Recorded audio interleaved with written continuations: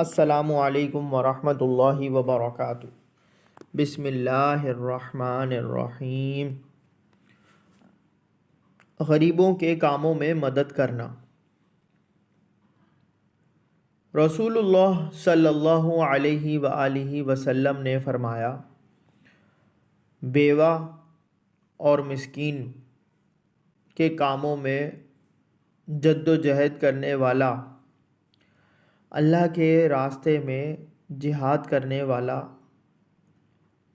کرنے والے کی مانند ہے۔ حوالہ بخاری